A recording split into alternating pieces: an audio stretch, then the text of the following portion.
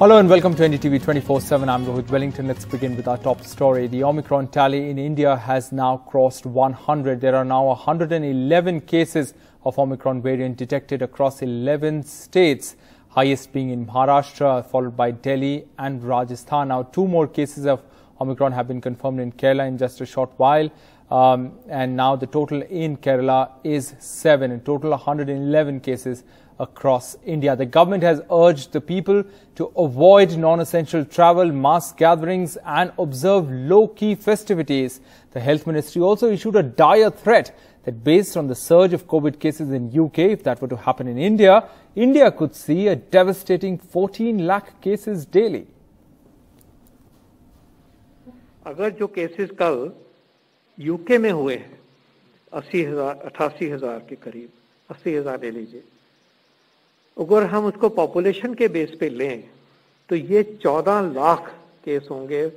इसी प्रकार अगर हम फ्रांस में देखें, वहाँ 80% वैक्सीनेशन का पार्शियल कवरेज है कम से कम, तो 13 लाख उसी को ट्रांसलेट करें तो केसेस के बराबर हो जाता है, जो कि उनकी पॉपुलेशन के हिसाब से 65,000 पर डे है। A grim warning by one of the top medical experts in the country. The Health Ministry also warned that it seems Omicron cases are all set to outpace Delta. जहां delta का circulation लो था, वहां पर भी काफी अधिक गति से ओमिक्रॉन फैल रहा है। एक संभावना लगती है कि आने वाले समय में ओमिक्रॉन डेल्टा वेरिएंट को जहां-जहां अधिक केसेस फैलेंगे वहां रिप्लेस करते हुए हो सकता है दिखाई दे। In India, Omicron has been detected in 11 states. In Delhi, 10 people tested positive for Omicron, taking the tally to over 20 in the national capital. However, no one is showing severe symptoms. All these patients are asymptomatic, rather, only have mild disease. The scientific community across the world is racing to find out more about this latest variant of COVID-19. However, one thing is very clear by now, that Omicron has an increased transmissibility, and to avoid our healthcare infrastructure from being overburdened once again, the health experts have advised utmost precautions, because we might get COVID fatigue but the virus won't. With camera person AJ Joseph, I'm Akshay Dongre for NDTV. Over 93,000 cases have been reported in the last 24 hours in Britain. It's a record high for the 3rd day in a row. This as Omicron variant fuels a surge in COVID infections across the United Kingdom. UK media says that Boris Johnson has urged people to use caution in the face of the variant. Over 100 people have died in the last 24 hours. The World Health Organization on Friday announced that it has granted emergency approval to India-manufactured coronavirus vaccine Covovax. The jab, produced by Serum Institute of India under the license from the US-based Novavax, will now be distributed as part of the global vaccine sharing system COVAX, giving a much-needed boost to the ongoing efforts to vaccinate more people in lower-income countries. That's what WHO has said in a statement. And Adar Poonawala of the Serum Institute tweeted, saying that this is yet another milestone in our fight against COVID-19. Covovax is now WHO approved for emergency use, showing excellent safety and efficacy. Thank you all for a great collaboration. Shifting focus to the other big story, a Karnataka Congress leader's egregious enjoy rape comments triggered outrage across the country.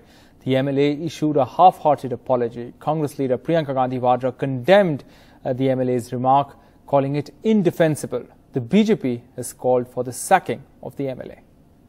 There is a saying, when rape is indefensible, lie down and enjoy it.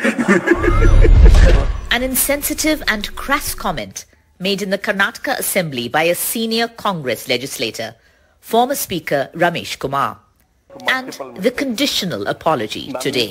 ಅಪರಾಧ ಆಗಿದೆ ಅನ್ನೋ ತೀರ್ಮಾನಕ್ಕೆ ಈಗಾಗಲೇ ಬಂದು ತೀರ್ಪು ಕೊಟ್ಟುಬಿಟ್ಟಿದ್ದಾರೆ. ಆದ್ದರಿಂದ ನಾನು ಕ್ಷಮೆಯನ್ನು ಕೋರ್ತೇನೆ. ಹೆಣ್ಣು ಕುಲಕ್ಕೆ ನೋವಾಗಿದ್ರೆ ಇಡೀ ದೇಶದ ಮಹಿಳೆಯರು ಯಾರು ಯಾವ ಮೂಲೆಯಲ್ಲಿದ್ರೂ ಕೂಡ ಅವರ ಭಾವನೆಗಳಿಗೆ ನೋವಾಗಿದ್ರೆ ನನಗೆ ಯಾವ ಪ್ರತಿಷ್ಠೆನೂ ಇಲ್ಲ. ಪ್ರಾಮಾಣಿಕವಾದ ಶುದ್ಧವಾದ ಹೃದಯಾಂತರದಿಂದ ನಾನು ವಿಷಾದವನ್ನು ವ್ಯಕ್ತಪಡಿಸುತ್ತೇನೆ. Lie down and enjoy it. Equally shocking, the response of current Speaker Vishweshwar Hegde Kageri and other MLAs who laughed treating a line about lying back and enjoying rape if it was inevitable as a big joke. How dare you make such a statement? We do not make frivolous statements trivializing rape and victims of rape. The speaker guffawing over there just goes to show that these are not fit to be our elected representatives. क्या कहूँ? I'm speechless. सच मुझे शर्म आती है कि ऐसे लोग ऐसे जगह पर बैठे.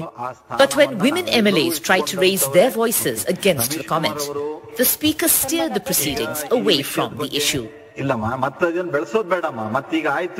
Congress General Secretary Priyanka Gandhi Vadra condemned the statement on Twitter, calling it inexplicable. अब तो माफी मांगे हैं, तो वो बात और है, लेकिन ऐसी अभद्र शब्द पार्लियामेंट में, असेंबली में नहीं बोलना चाहिए. The BJP was critical of Ramesh Kumar, but not so forthcoming on the speaker's response. कि कांग्रेस का वो नेतृत्व जो बार-बार उत्तर प्रदेश में दुहाई देता है कि मैं लड़की हूँ, लड़ सकती हूँ, अगर इतनी हिम्मत है तो पहले इस नेता को अपनी पार्टी से निष्कासित करो.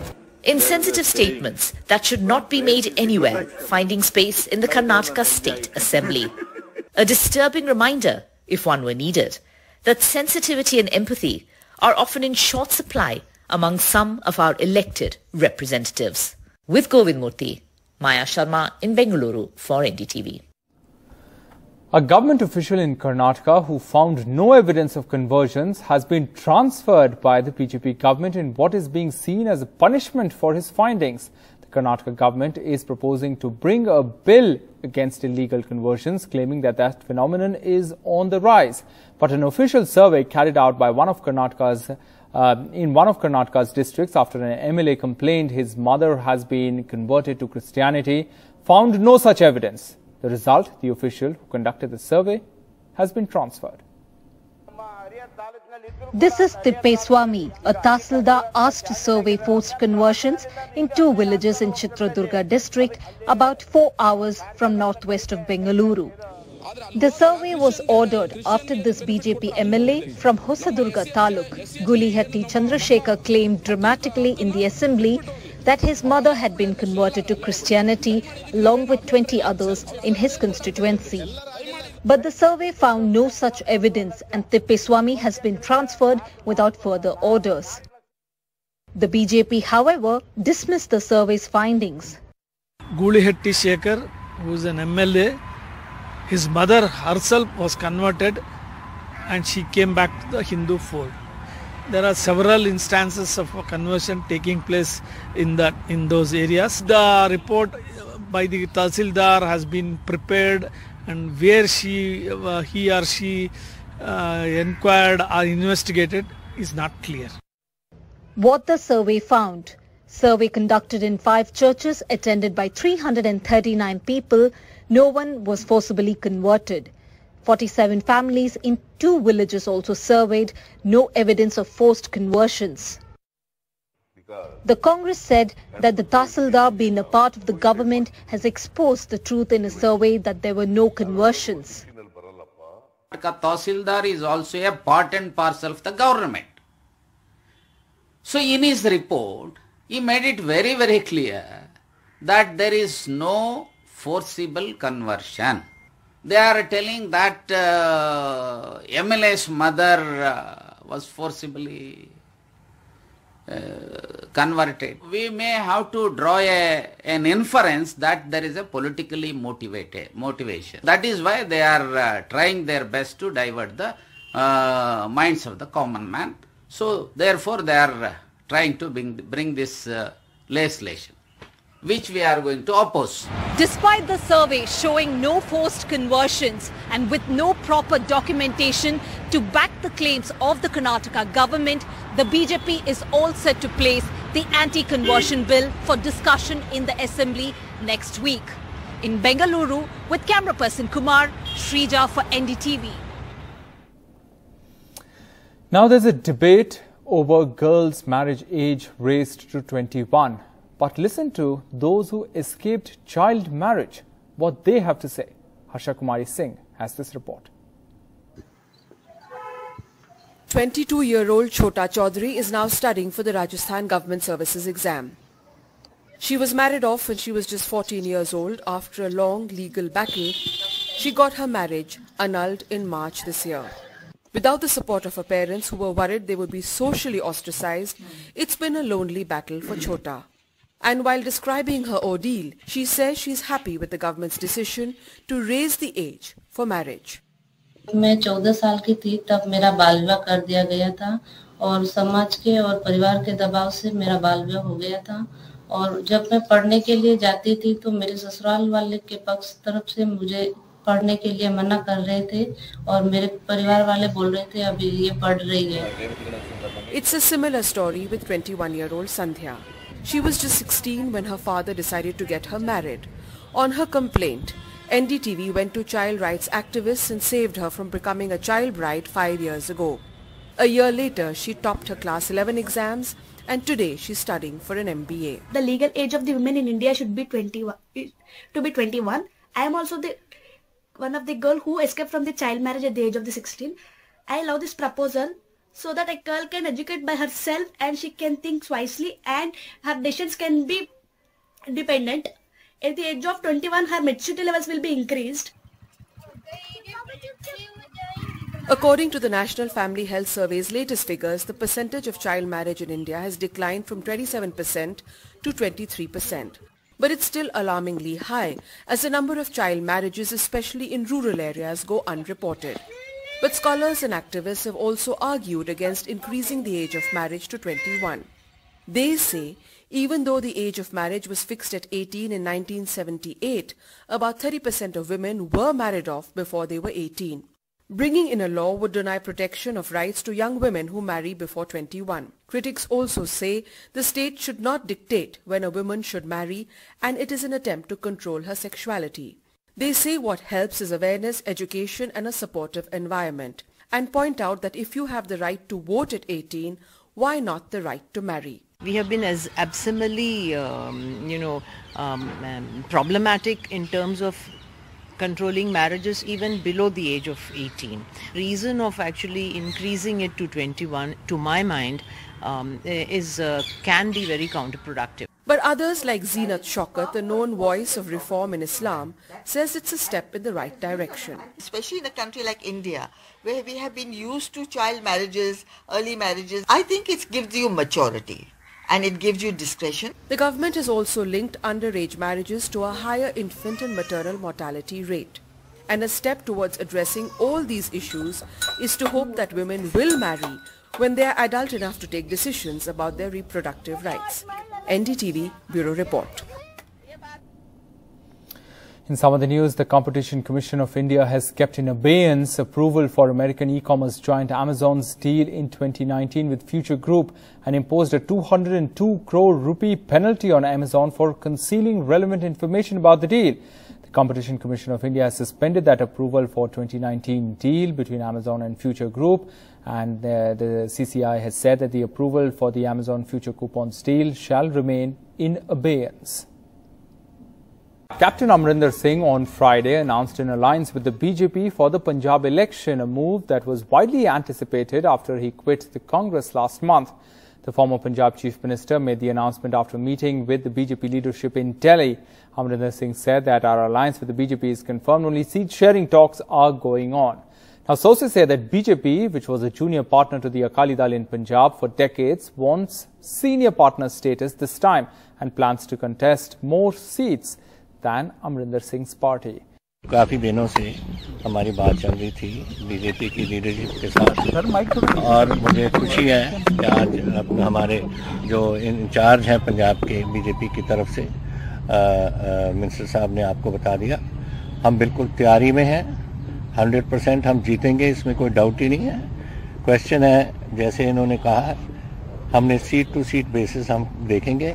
विनेबिलिटी हमारा क्राइटेरिया है और जो विनेबिलिटी है जहां बीजेपी के कैंडिडेट होंगे पूरी तगड़े तरीके से हमारी पार्टी सपोर्ट करेगी और वो वाइस वर्सा वो हमारे लोगों को सपोर्ट करेंगे। मुकाबला किससे लड़ने जा रहे हो? किसी से मुकाबला नहीं, ना अकाली दल से है, ना आम आदमी से है, ना किसी और से। कैप्टन साहब और हम पहले चंडीगढ़ में साथ मिले थे, आदरणीय गृह मंत्री जी, भारतीय जनता पार्टी के आदरणीय अध्यक्ष जगत प्रकाश नड्डा जी और कैप्टन साहब पहले ही इस बात का संकेत दे चुके हैं कि हम साथ मिलकर के चुनाव लड़ेंगे। अरे यार, और आज इस हमारी साथ हुई वार्ता के बाद में मैं कह सकता हूं कि तय है कि हम साथ मिलकर के चुनाव लड़ेंगे। हम साथ मिलकर के चुनाव लड़ रहे हैं। बाकी सारे विषयों पर, सीट शेयरिंग और इन विषयों पर एप्रोप्रिएट टाइम पर हम आप सबको सूचित करेंगे। Telangana Chief Minister K. Chandrasekhar Rao recently declared his intent to take on a national political leadership role in supporting farmers' struggles and even declared a 3 lakh rupee ex gratia to the family of each of the 750 farmers who had died on Delhi's borders during that farmers' agitation. But in his own state, families of thousands of farmers who died by suicide have got no help. Umar Sudhir reports. Pranay's day out on his 3rd birthday is at this protest in Hyderabad, where his mother Manjula is sitting along with 250 other widows pleading for compensation amount that was promised to be paid by the Telangana government to families after the death by suicide of farmers was recognized by a government committee as genuine, triggered by agricultural distress. MRO office వరకు 2 సార్లు పోయొచ్చినా sir నేను మేము ఎట్లాంటి సాయం చేయలేమమ్మా మీ ఆయన అదే భూమి పట్టాదారి కాదు నీకు రైతు బీమా అందదు అని చెప్పారు sir.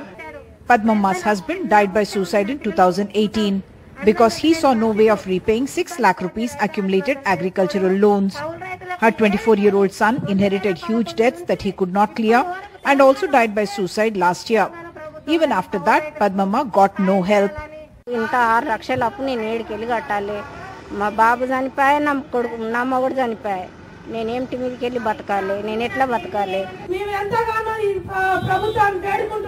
Grassroots farmers organization Raitu Swarajya Vedika has enumerated 7,000 farmers who have died by suicide in Telangana in the last 7 years. Only families of 1,600 have reportedly been paid compensation of 6 lakh rupees by the government. Here in Telangana, despite a government order that mandates that the government has to support those families where a farmer has committed suicide, here the government has stopped doing anything from 2018 onwards, and even the earlier cases, thousands of cases are lying pending, and the government uses every excuse that it possibly has to reject cases of farmer suicides. It is ironic that at this very venue by the Indira Park, Chief Minister K. Chandrasekhar Rao had held a Mahadharna for farmers and said that he would provide political leadership for farmers' struggles not just in Hyderabad and in Telangana but for the entire country. And yet the TRS government has failed to fulfill the promises it made to these families.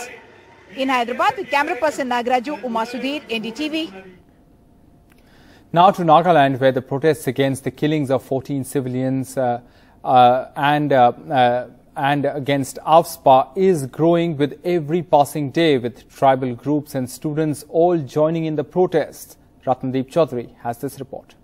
We want justice! We want justice! The massive protest in the aftermath of the killing of 14 Naga men by the army has spread from the districts to Nagaland's capital.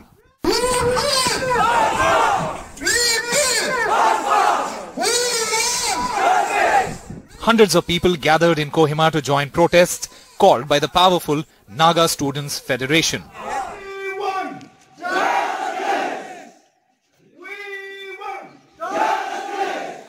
A steady escalation of the outrage, the main demand to repeal the Armed Forces Act.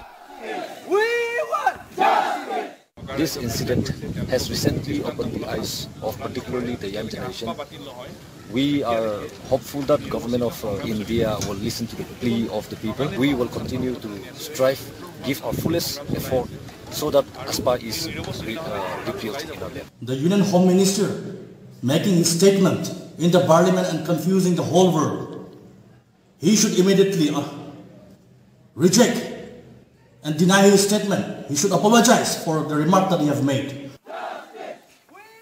The protesters also want an immediate arrest of army troopers involved, and the report of the SIT set up to probe the killings to be brought into the public domain within 30 days. A demand echoed by groups outside Nagaland as well. On one hand, they are appealing for peace in Nagaland and Northeast. On the other hand, through AFSPA, they are killing innocent Nagas. So it's a double standard.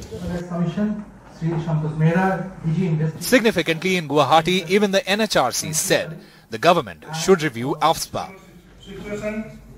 We have taken the sumo to cognizance on the basis of newspaper reports. We have called for the report of the SIT constituted by the state government, as well as from the Home Ministry. We have asked for the inputs to be given and their extent to be clarified. There you see government has to review whether it should be applied in a particular district at what particular time. In case situation has improved in certain districts, government should review. The Nagaland government has convened a special assembly session on December 20th. In all likelihood, assembly will pass a resolution against AFSPA. With Mano Wangnao in Mon, Shobe Ikeho in Kohima and Ratnadeep Chaudhary in Guwahati, Usama Shab for NDTV. Well, that's a wrap on this bulletin from the entire team. Thanks for watching. Goodbye.